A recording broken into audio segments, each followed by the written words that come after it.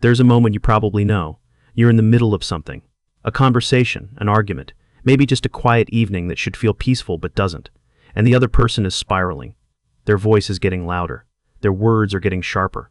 And something inside you just tightens. Your heart rate climbs. Your chest gets heavy.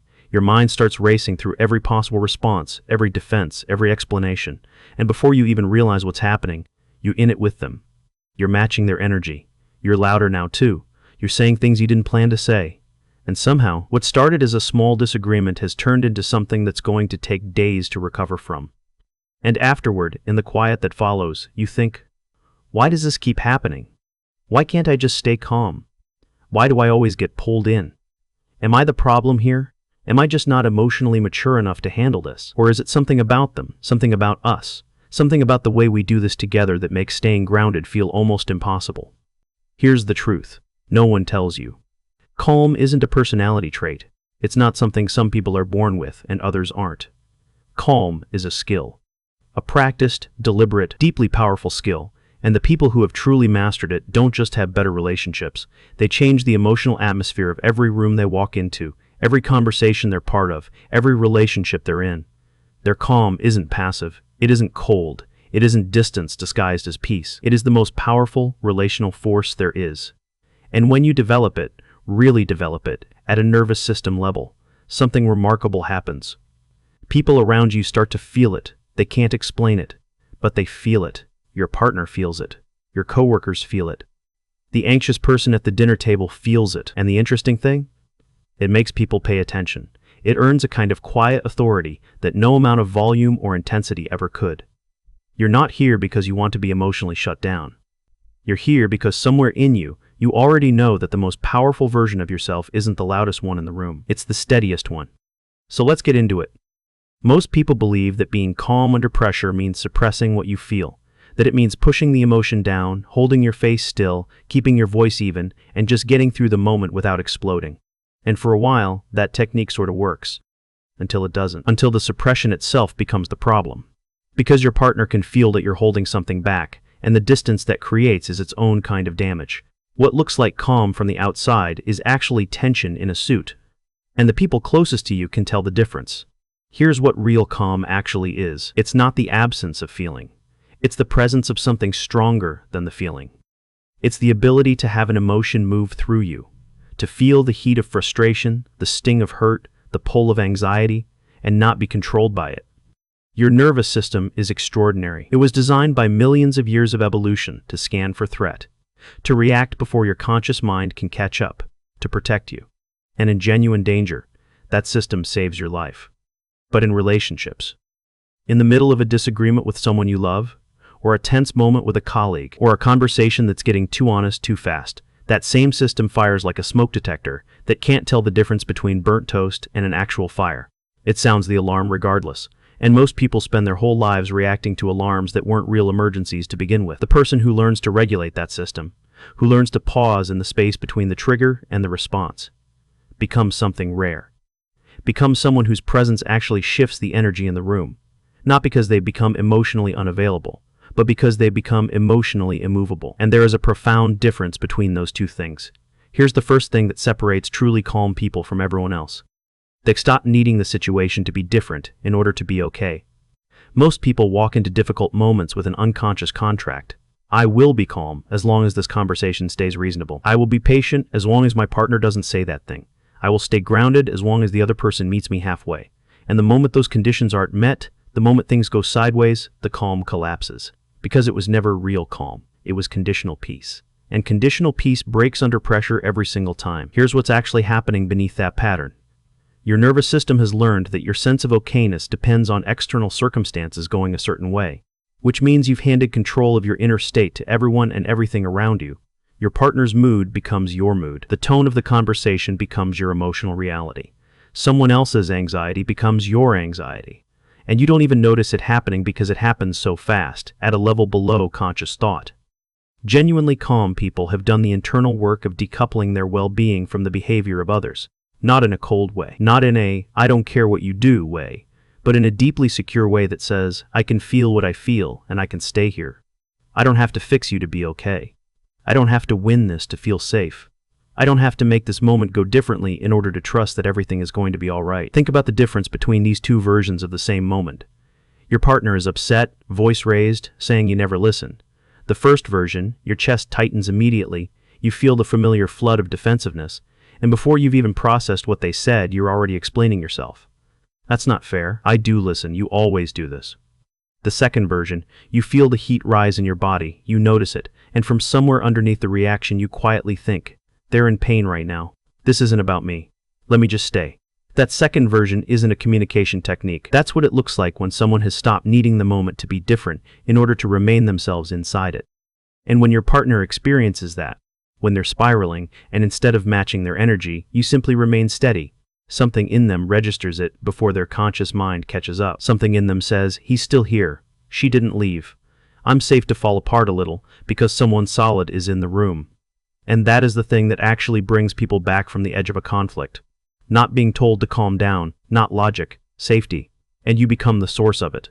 The second quality of truly calm people is this. They've learned to be comfortable with discomfort. Most people in relationships, and honestly, most people in general, are in a constant low-grade war with discomfort. Silence feels threatening, so they fill it. Tension feels unbearable, so they either rush to resolve it or explode to release it. Someone pulling away feels like rejection, so they pursue harder or shut down to protect themselves. Disagreement feels like danger, so they either avoid it completely or go to war with it. The whole emotional life of most people is organized around one primary goal: get comfortable again as fast as possible. And here's the deep truth underneath that. The inability to sit with discomfort is one of the most quietly destructive forces in long-term relationships. Because real intimacy requires the ability to stay in uncomfortable moments, the messy conversations, the silences that haven't been resolved yet, the uncertainty of not knowing exactly where you stand, without running from them or burning them down. When you can't do that, you unconsciously train your partner to never be fully honest with you. They learn that bringing hard things to you creates more chaos than resolution, so they stop bringing them, and you drift. Not because love faded, but because safety did. Bro, here's what nobody explains about this. Discomfort in a relationship is not a sign that something is wrong. It is usually a sign that something real is trying to happen. The awkward conversation that keeps getting avoided? That's intimacy trying to break through. The tension after a conflict that hasn't been fully resolved? That's two people who still care enough to need repair. The silence that feels heavy instead of peaceful? That's often two people who are on the edge of something honest. The person who has learned to be calm in discomfort doesn't rush any of it. They can sit with their partner in an unresolved moment and simply be there, without needing to fix it immediately, without needing to know exactly where it's going. And that capacity, that willingness to stay present in the hard part without agenda, communicates something to the other person that no words can match. It says, I'm not going anywhere. Not because everything is perfect, but because you matter more than my comfort. Picture it this way. Two partners after a difficult conversation, sitting on the same couch, not quite resolved, the air still a little thick. The disconnecting version, one of them breaks the silence with, "So are we okay?"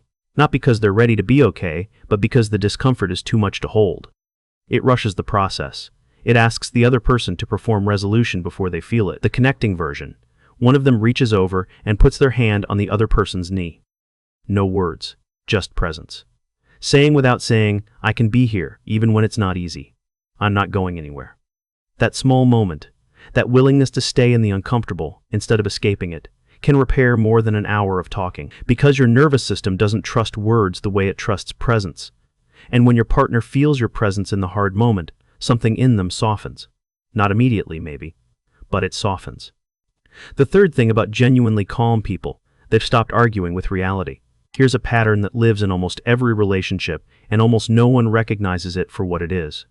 Something happens. Your partner is late, or they forget something important, or they respond in a way that felt dismissive. And your mind immediately begins a very specific internal argument. This shouldn't have happened. They should know better. This is not okay. Why do they always do this? This keeps happening, and it's not fair. And you are not wrong. Sometimes things genuinely aren't okay. Sometimes you do have a valid grievance. But notice what's happening in the body while that argument is running. The heart rate is elevated. The muscles are tense. The mind is in a loop. You're not actually solving the problem. You're rehearsing your case for why reality should be different than it is.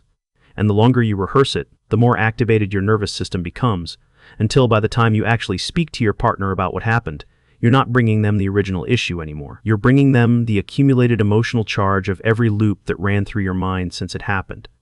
Calm people process differently, not because they don't have feelings about what happened, but because they've developed the rare habit of separating what happened from the story they're telling about what happened. The situation is the situation. The narrative is something they're adding. And they've learned to work with the situation directly, cleanly, without the additional weight of everything the narrative added to it. You were late is a situation. You never respect my time, and this means you don't value me, is a narrative. And you could have a clean, productive conversation about the situation. You almost cannot have one about the narrative, because the other person immediately feels indicted for something much larger than being late, and their defense system activates, and now you're in a different argument entirely. Here's what it sounds like when a calm person brings something forward. Not you always do this. But hey, when you were late and didn't text me, I felt like I wasn't a priority. I know that might not be what you intended, but that's what it brought up for me, and I wanted you to know. That's not a performance.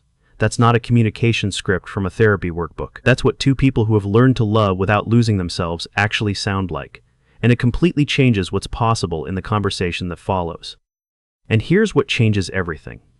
When you stop arguing with reality in your own mind, you stop flooding your nervous system before the conversation even starts, which means you show up to the actual discussion with actual bandwidth, with the ability to listen as well as speak, with enough presence to see your partner as a person trying their best rather than a problem that needs to be confronted.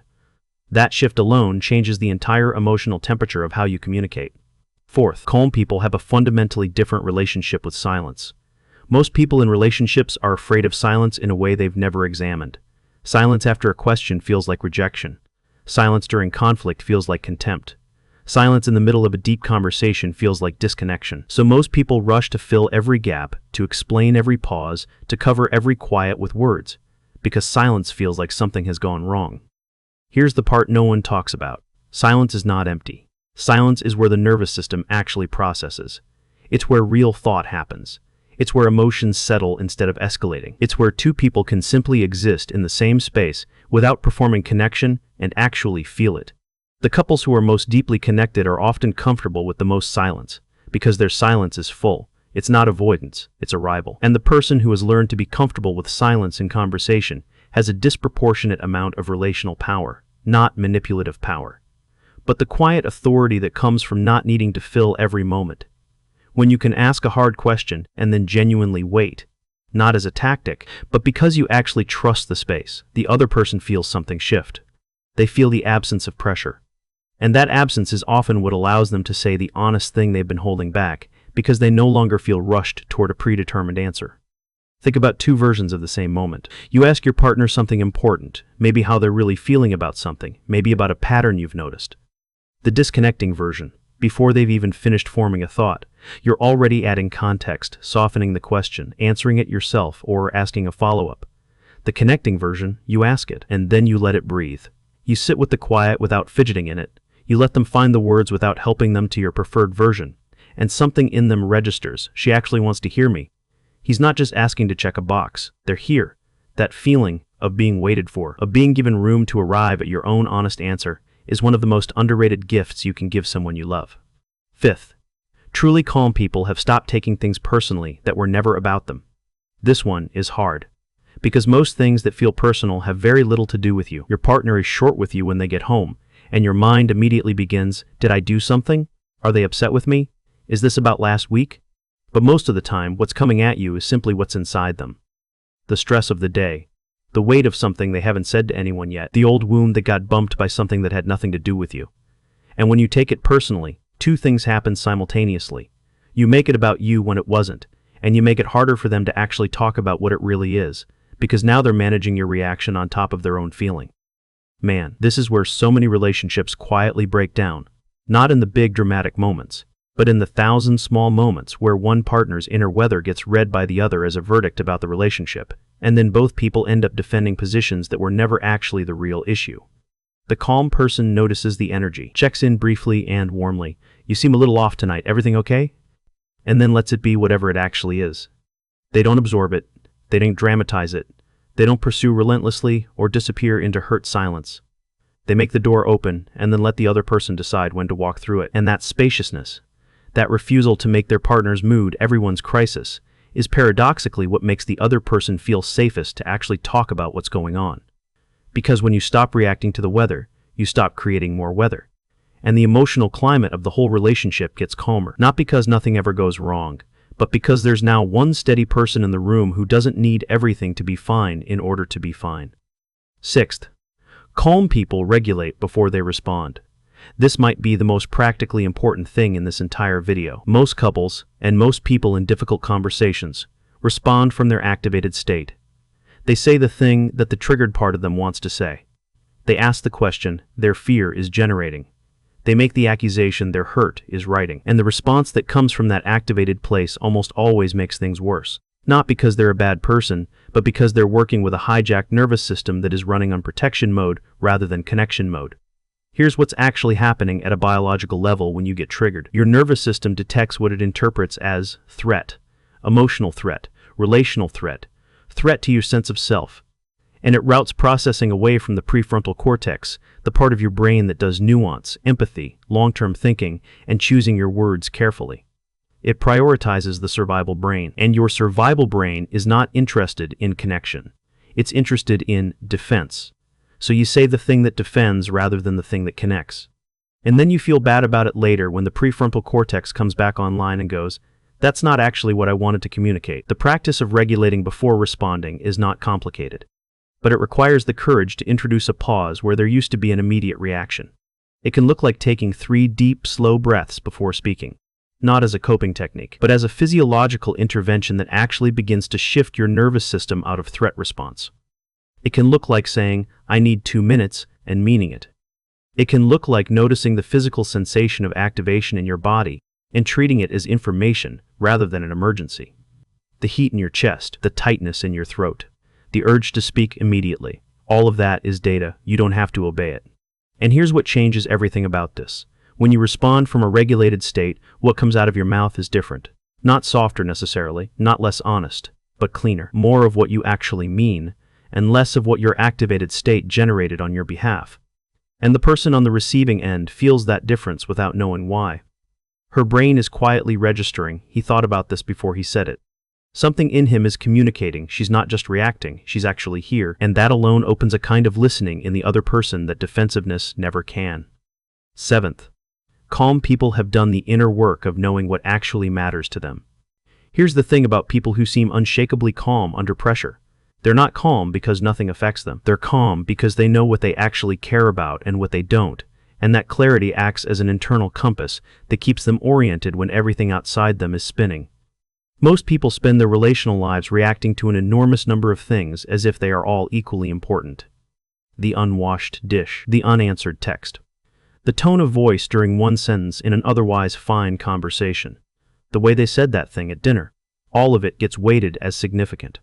All of it becomes data about the health of the relationship, data about whether they're loved, data about whether this is going to be okay. And when everything feels significant, you're in a constant state of low-grade evaluation.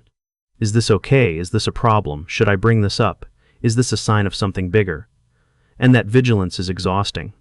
For you and for anyone who has to live inside that energy. The person who has done genuine inner work has developed what you might call a hierarchy of actually mattering. They know what their non-negotiables are. They know what they can genuinely let go of without resentment. They know the difference between a pattern worth addressing and a moment worth releasing. And because they're clear on what actually matters, they're not using up relational bandwidth fighting battles that weren't worth fighting. Which means, when something does matter, when they do bring something forward, the other person feels the signal clarity. This isn't just noise, this is real.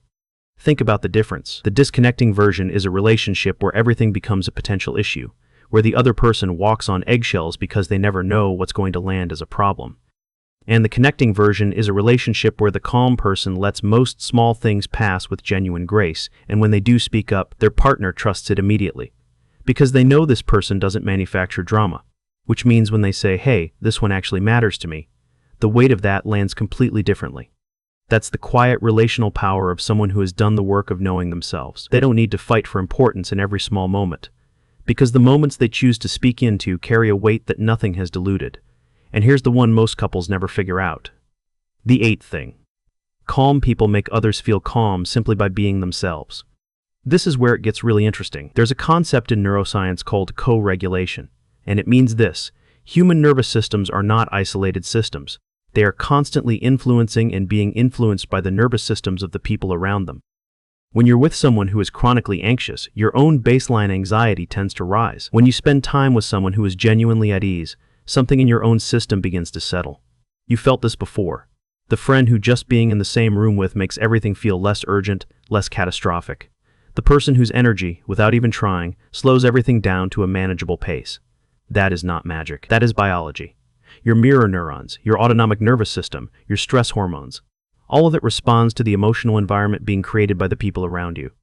Which means when you become someone who has genuinely done the work of becoming calm, not performed calm, not forced calm, but real, practiced, regulated calm, you become a regulating presence for the people in your life. Your partner's nervous system starts to learn that you are safe, that being around you feels different from being around most people, that something in them settles when you're in the room, not because you've said anything, not because you've solved anything, just because your presence is the kind that creates space rather than filling it with more noise.